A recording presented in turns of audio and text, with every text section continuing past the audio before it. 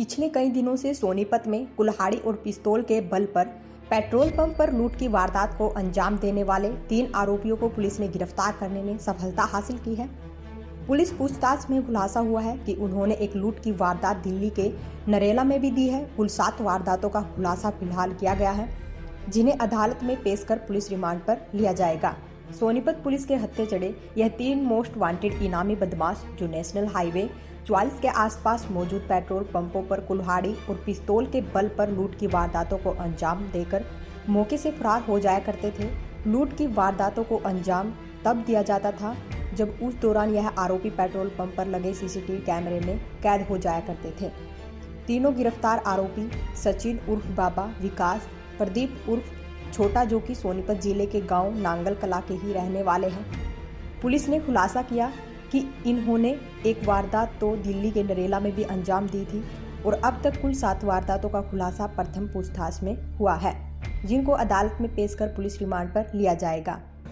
देखिए, अब जैसे सब लोग जानते हैं कि पिछले कुछ दिनों से सोनीपत ज़िले में पेट्रोल पंपों पे कई सारी वारदातें हो रही थी, जिस पे बाइक पे 2 व्यक्ति आ रहे थे और सीसीटीवी फुटेज के माध्यम से हम सब ने देखा कि कैसे वो एक कुल्हाड़ी से पहले वार करते थे और एक आदमी के हाथ में कट्टा भी हुआ करता था, एक इलीगल वेपन हुआ करता था और वो पैसे छीन करके भाग जाया करते थे। तो ये काफ़ी वारदातें पेट्रोल पंप पे पिछले कुछ दिनों से हो रही थी, जिस पे हम लोग सोनीपत पुलिस की तरफ से निरंतर कोशिश कर रहे थे कि इनको हम पकड़ें और हमारी सारी क्राइम टीम इसमें लगी हुई थी।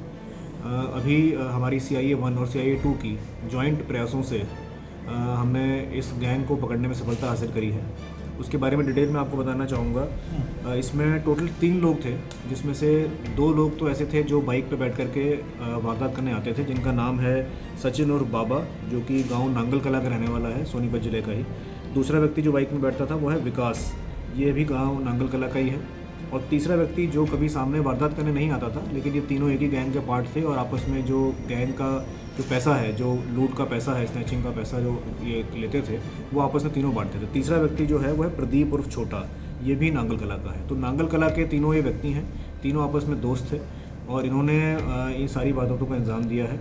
इसमें अगर मैं आपको वारदातों का थोड़ा सा अगर समरी बताऊँ तो टोटल 7 वारदातें इन्होंने करी हैं, जिसमें से 5 वारदातें तो पेट्रोल पंप की लूट की हैं, स्नैचिंग की हैं, लूट की हैं। और उन 5 वारदातों में से 4 वारदातें तो इसी ज़िले की हैं और 1 वारदात इन्होंने दिल्ली में करी है, नरेला क्षेत्र में करी है।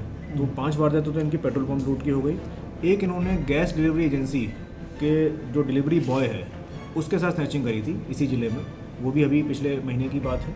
और एक इन्होंने बाइक चोरी कर रखी है, जो बाइक इन्होंने वारदात में यूज़ करी है, जो काले रंग की पल्सर है जो वारदात में प्रयोग की गई है, वो बाइक इन्होंने चोरी करी थी। वो जुलाई के महीने में कुंडली क्षेत्र से ही चोरी करी थी। तो उसमें भी इनकी क्योंकि चोरी में ये खुद लोग थे तो एक मुकदमा इन पर ये भी है। तो टोटल 7 मुकदमे ऐसे हैं जिसमें ये वांछित हैं। इन सभी मुकदमों में बारी बारी से इनकी गिरफ्तारी की जाएगी।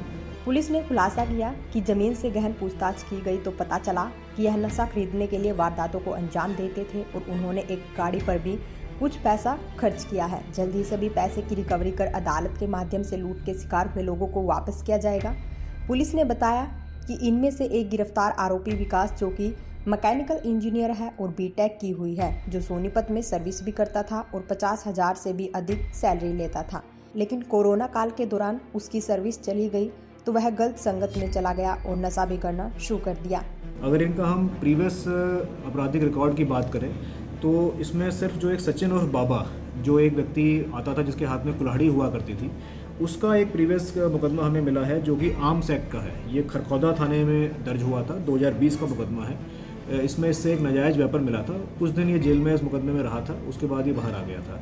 इसके अलावा अभी तक की जांच में कोई और मुकदमा इसके सामने नहीं आया है। एक मुकदमा और है, वो छोटा लॉकडाउन के टाइम का मुकदमा है, जिसमें लॉकडाउन को वायलेशन करके ये लोग आगे सड़क पे आ गए थे, तो वो एक मुकदमा वो भी दर्ज है। लेकिन और कोई था, वो ये था कि कुछ पैसे से कुछ में तो इन्होंने नशा भी खरीदा है, तो ये भी एक कारण था कि नशा आगे खरीद पाएँ, उसके लिए भी ये वारदातें आगे करते थे। और कुछ पैसा इन्होंने आगे भी खर्च किया है। जैसे इनके पास एक जो तीनों को गिरफ्तार किया गया, एक गाड़ी भी इनसे मिली है, I-20 गाड़ी में ये लोग गिरफ्तार हुए थे, तो उस गाड़ी की रिपेयर में भी खर्चा इन्होंने काफ़ी किया है। अन्य भी जो अपने खर्चे होते हैं उसको भी चलाया है उसमें। तो कहाँ पैसा इन्होंने दिया, कुछ उधारी भी इनकी पहले की थी उसको भी चुकाया है। तो सारी जो जहाँ भी पैसे का इसका आगे डिस्ट्रीब्यूशन रहा है, हम इसको जड़ तक जाकर की कोशिश करेंगे कि पैसे को रिकवर करके दिखाएं। सर, इनके स्टूडेंट हैं या सर पढ़ाई छोड़ चुके थे? देखिए, इसमें से एक व्यक्ति जो विकास है वो तो उस बीटेक है और मैकेनिकल इंजीनियर है।